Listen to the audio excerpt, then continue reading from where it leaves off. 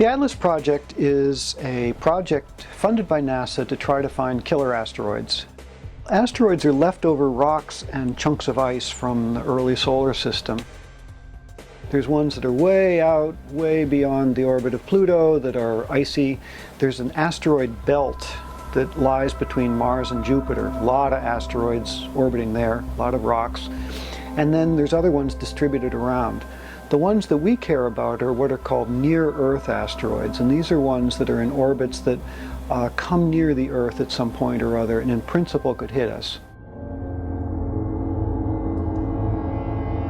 The idea is that if you have something that's going to hit us, it'll eventually get very bright and we'll see it.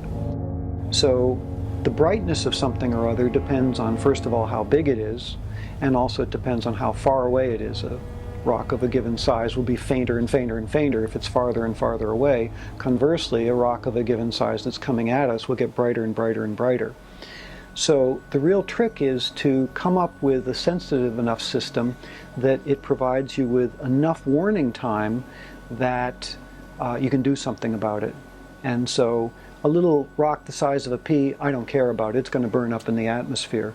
But a rock that's coming in that's maybe, I don't know, 100 meters big or something like that, that's a terrible multi-megaton explosion, I'd like to know about that way ahead of time so that I can say, hey, watch out people, move out of the way.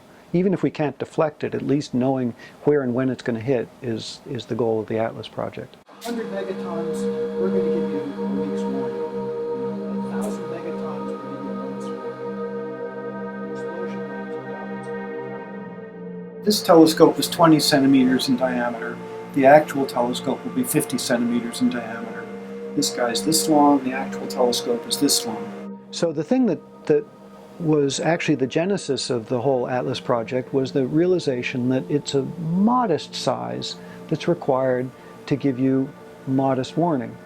So it turns out that if you want a couple days warning, or for a 1 megaton explosion you want a week's warning or something like that, it requires a telescope that's about a ½ meter in aperture.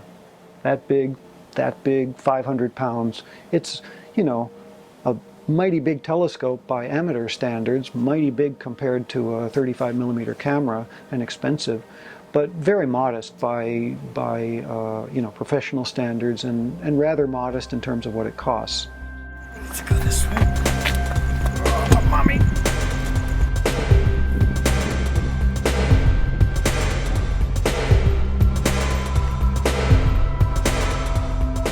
Line the telescope. Yes. Make sure we know how to do that, and then once it's aligned, we can point to where the sky's clear and go shooting for asteroids. We're working to build ATLAS in kind of a staged spiral sort of a way. Right now we're trying to put a Pathfinder telescope. It's a little 18 centimeter telescope, and it's way less sensitive than the big telescopes, but it will allow us to start developing our software. Okay, good. Tighten up. Probably close. Over the course of the next year, 2014, we will be upgrading the detector in that telescope, and eventually at the end of next year, end of 2014, we'll be putting in the big telescopes that are just now being fabricated. We plan for 2015 to be basically shakedown, and we'll be working on the software hard. We will be making the things really work well, work robotically and so forth. And so then by 2016-17 we should be in steady operations.